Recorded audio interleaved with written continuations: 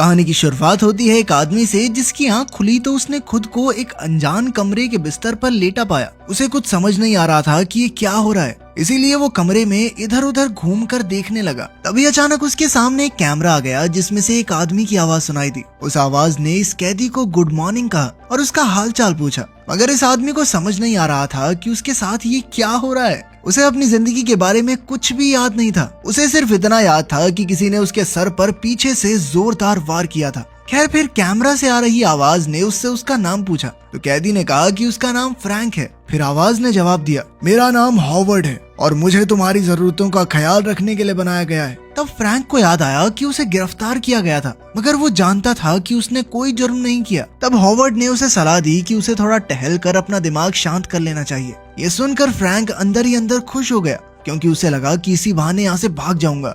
मगर उसे बाहर भेजने की बजाय उसके सामने एक ट्रेडमिल आ गया। फिर फ्रैंक को काफी गुस्सा आ गया और तभी उसे अपनी जिंदगी के कुछ और पल याद आए। वो अपने घर पर नहा धोकर तैयार हुआ और अपने कुत्ते को खाना खिलाया। तभी टीवी पर फ्लेचर नाम के क्रांतिकारी के लापता होने की खबर आई, जिसके बाद पुलिस और बाकी प्रोटेस्टर्स के बीच में हाथापाई शुरू हो गई। इसके बाद फ्रैंक ने उससे खाना मांगा। खाना लेने के बाद फ्रैंक ने पूछा कि क्या कोई उसके घर गया है, क्योंकि उसका कुत्ता घर पर अकेला है और वो अकेला ज्यादा दिन तक जिंदा नहीं रह पाएगा। मगर हॉवर्ड ने एक बार फिर से कह दिया कि मैं इसमें तुम्हारी कोई मदद नहीं कर सकता। अब फ्रैंक को गुस्सा आ गया और उसने चिल्लाकर कैमरे को मुक्का दे मारा। तब हॉवर्ड ने कैमरा हटा दिया और अचानक कमरे की रोशनी चली गई। कुछ समय बाद फ्रैंक के कमरे में जब एक बार फिर से रोशनी आई तो हॉवर्ड ने देखा कि जमीन का कुछ हिस्सा गीला हो गया था। तो फ्रैंक ने जवाब दिया कि उसके पास पेशाब करने की कोई और जगह नहीं थी। तभी हॉवर्ड ने बाथरूम का दरवाजा खोलकर कहा कि आगे से तुम यहाँ जा सकते हो। जैसे ही फ्रैंक बाथरूम में घुसा तो दरवाजा तुरंत ही बंद हो गया।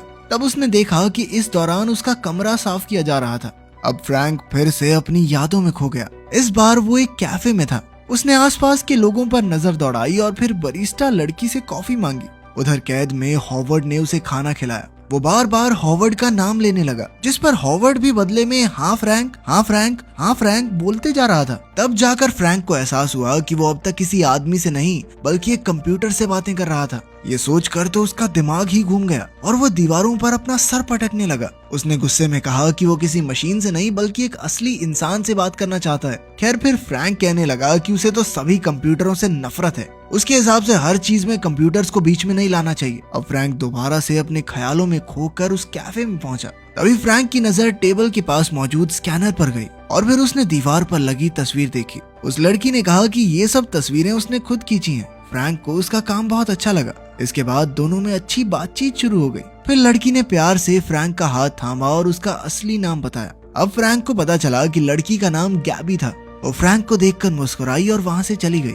उसी पल कुछ हथियारबंद लोगों ने फ्रैंक को पीछे से घेर लिया और फिर एक ही पल में फ्रैंक ने खुद को उसी कमरे में बंद पाया। फिर फ्रैंक की नजर वेंट पर पड़ी तो उसकी अजीबोगरीब रोशनी से फ्रैंक एक बार फिर यादों की दुनिया में खो गया। फ्रैंक ने अपना घर, ट्रेन, शहर की रोशनी, कैफे, गैबी, उसकी ली हुई तस्वीरें, सब कुछ देखा। गैबी ने एक बार फिर से उससे प्यार से बातें करते हुए उसका हाथ थाम लिया। इस बार फ्रैंक को पहले से ज्यादा बारीकी से सब कुछ दिखाई दे रहा था, लेकिन इस बार भी गुंडों ने पीछे से उस पर हमला किया और वो वापस सेल में पहुंच गया। फिर अचानक उसने हॉवर्ड को कॉफी बनाने को कहा। जैसे ही हॉवर्ड का ध्यान भटका तो फ्रैंक ने उस पर जोरदार हमला कर दिया। तभी अचानक सायरन से तेज तेज आवाजें आने लगी और कमरे में एक गैस भरने लगी। फ्रैंक ने काफी देर तक गैस में सांस रोकने की कोशिश की, मगर फिर वो नाकामयाब रहा और बेहोश होकर वहीं गिर गया। इसके बाद उसे एक अजीब सा कमरा दिखाई दिया जहां उसे एक इंजेक्शन दिया गया। इसके बाद वो फिर से उसी कैफे में पहुंच गया और सब कुछ पहले की तरह होने लगा। मगर जब गैबी ने देखा कि फ्रैंक काफी चिंता में चुपचाप बैठा है तो गैबी ने उसे अपनी तरफ से कॉफी बना कर दी। जल्द ही सभी ग्राहक उठकर चले गए, मगर अब तक फ्रैंक पर हमला करने वाले लोग नहीं पहुंचे थे। तब उसे एहसास हुआ कि इस बार गैबी ने उससे कॉफी के पैसे नहीं मांगे, जिससे कार्ड रीडर का स्कैनर एक्टिवेट नहीं हुआ। अब गैबी आराम से उससे बातचीत करने में लगी थी, मगर फ्रैंक ने उसे बीच में रोककर बताया कि ये सब जो हो रहा है वो असलियत नहीं है। गैबी को कुछ समझ नहीं आया और उसने कुर्सियां उठाने में फ्रैंक की मदद मांगी। फ्रैंक उठा तो उसकी नजर बार बार न जाने क्यों स्कैनर पर ही जा रही थी। उसने स्कैनर को ध्यान से देखा तो ये खुलासा हुआ कि उसमें किसी और इंसान का आइडेंटिफिकेशन नंबर लिखा आ रहा था। उसी पल बंदूकें लिए हुए कुछ लोग उसके पीछे आकर खड़े हो गए। अचानक फ्रैंक की आंख खुली और वो सेल में वापस पहुंच गया था। अब उसे समझ आ गया था कि गड़बड़ कहाँ हुई है। असल में जो पुलिस वाले कॉफी शॉप में आए थे, उन्होंने गलत आइडेंटिफिकेशन नंबर की वजह से असली मुजरिम की जगह फ्रैंक को पकड़ लिया। मगर इस पर हॉवर्ड ने कहा कि बायो स्कैनर गलती नहीं कर सकता। लेकिन फ्रैंक कहने लगा कि सिस्टम में किसी और के नंबर पर उसका नाम आ गया है और शायद इसी ग्लिच की वजह से ये गलती हो रही है। अब उसने अपनी याददाश्त से वो आईडी नंबर हॉवर्ड को बताना शुरू किया, पर उसे पूरा नंबर याद नहीं आ रहा था। इसके लिए फ्रैंक को अपनी यादों में एक बार फिर से डूबना होगा। उसने वेंट की ओर देखा और एक बार फिर से यादों की दुनिया में पहुंच गया।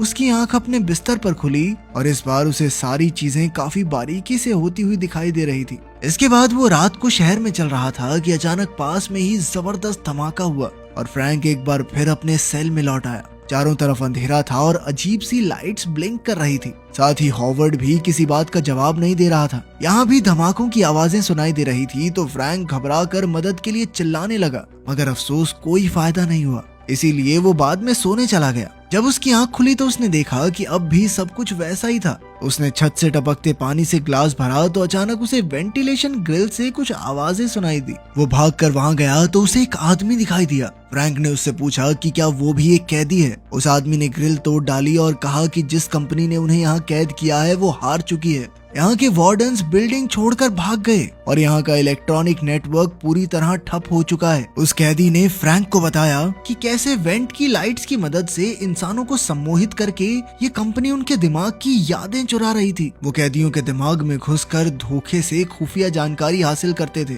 लेकिन जल्द ही उस दूसरे कैदी का कमरा गैस से भरने लगा। फ्रैंक ने उसे आवाज दी पर तब तक बहुत देर हो चुकी थी। बाद में फ्रैंक की आंख खुली तो उसने देखा कि कमरे की सभी चीजें पहले की तरह अपनी अपनी जगह पर थी। एक बार फिर से वो उसी याद में खो गया जब वो गैबी के साथ कैफे में था। गैबी ने उसका नाम पुकारा तो फ्रैंक ने उससे पूछा कि क्या वो यूं ही यहाँ पर बैठ सकता है। गैबी ने उसे इजाजत दे दी और दूसरे लोगों का ऑर्डर लेने लगी। अचानक स्कैनर एक्टिवेट हो गया और फ्रैंक तुरंत छुप गया क्योंकि वो नहीं चाहता था कि वो पकड़ा जाए। उसने गैबी को सच बताया कि सरकार ने उसे एक सेल में कैद करके रखा है जहां वो न्यूरोट्रांसमीटर के जरिए ऐसे जुर्म का सबूत ढूंढ रहे हैं जो उसने कभी किया ही नहीं। इसके बाद जो भी उसके साथ दिन में हुआ था वो सब रिपीट होने लगा। उसकी सुबह, कैफे, गैबी, हॉवर्ड, कैमरा और उसके पीछे गोलियों की आवाज। जब भी वो गैबी के साथ होता तो वो दोनों धीरे धीरे करीब आते। अब गैबी उसकी हर याददाश्त में दिखाई देने लगी और उसे लगने लगा था कि फ्रैंक की कहानी सच्ची है। इसके बाद जब वो अगली बार यादों में था और पुलिस उसे गिरफ्तार करने आई तो फ्रैंक और गैबी ने मिलकर उन पर हमला कर दिया।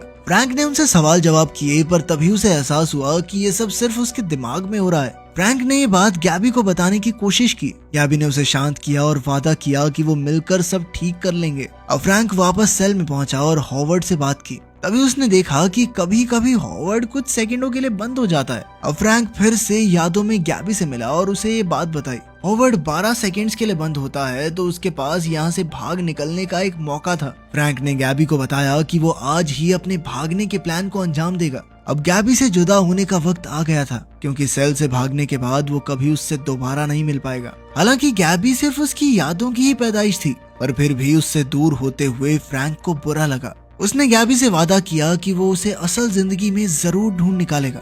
फिर गैबी ने उससे पैसे लेकर उसका ऑर्डर लिया। तभी स्कैनर एक्टिवेट हो गया और फ्रैंक ने गैबी को चूम लिया। अचानक बंदूक लिए वहां पुलिस आ पहुंची और गोली चलते ही फ्रैंक सेल में वापस आ गया। हॉवर्ड ने फिर से उससे बातें करनी शुरू कर दी तो फ्रैंक ने उससे कॉफी मांगी। फिर फ्रैंक ने बाथरूम का दरवाजा खुलवाया और दरवाजे पर ही खड़ा हो गया। जैसे ही हॉवर्ड 12 सेकंड्स के लिए बंद हुआ तो फ्रैंक ने फटाफट कैमरे पर एक बैग डाल दिया और टॉयलेट से लोहे की पाइप निकाल ली। हॉवर्ड फिर से चालू हुआ और तभी कमरे की सफाई करने वाला रोबोट वहां आ गया। फ्रैंक ने तुरंत उस पर हमला करके उसे तोड़ डाला और भागकर हॉल में आ गया। इसके बाद फ्रैंक ने अंडरग्राउंड बंकर का ढक्कन खोला और आखिरकार वहां से बाहर निकल आया। उसने देखा कि वो एक रेगिस्तान में था और पहाड़ों की तरफ भागने लगा। चलते चलते वो एक गैस स्टेशन तक आ पहुंचा और पानी की बोतल निकाल कर पीने लगा। तभी अचानक उसे गैबी के कैफे की तस्वीर दिखाई दी। उसके हाथ से बोतल छूट गई और वो एक बार फिर से सेल में आ पहुंचा। तब उसे एहसास हुआ कि उसके भागने का प्लान सिर्फ एक भ्रम था।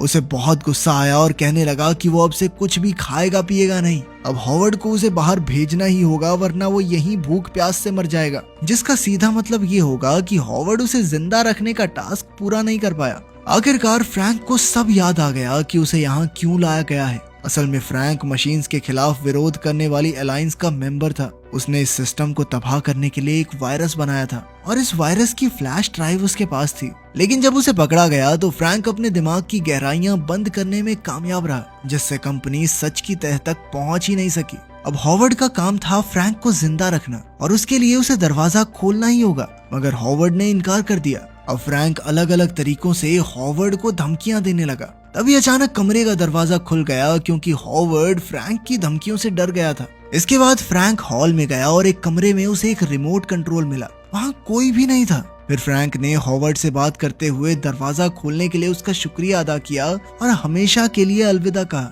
इसके बाद फ्रैंक बाहर आकर बर्फीली चट्टान से होते हुए आगे बढ़ गया। उसने देखा कि ये हूबहू गैबी की तस्वीरों वाली जगह है। वो हताश होकर नीचे बैठ गया क्योंकि उसे लग रहा था कि शायद ये भी उसका कोई भ्रम है। पर तभी उसे कुछ असली लोगों ने देख लिया। आखिरकार उसे घर पहुंचा दिया गया और टीवी पर खबर आई कि उस सेंटर से जिंदा बचकर निकलने वाला फ्रैंक पहला आदमी है। ये जेल मिलिट्री ने 2 साल पहले ही छोड़ दी थी और वहाँ का सिस्टम विंड मिल्स की एनर्जी से चल रहा है। वहाँ मौजूद बाकी 300 कैदियों में से कोई नहीं बच पाया। आखिरकार फ्रैंक असल जिंदगी में लौट आया था। फिर वो उसी कैफे में पहुंचा जहाँ गैबी काम करती थी। उसने कॉफी लेकर गैबी को थैंक्स कहा, पर उस लड़की ने कहा कि मेरा नाम गैबी नहीं मैडलिन है। चलो नाम जो भी हो, उम्मीद है हमारा हीरो पटाई लेगा। मिलते हैं अगली वीडियो में।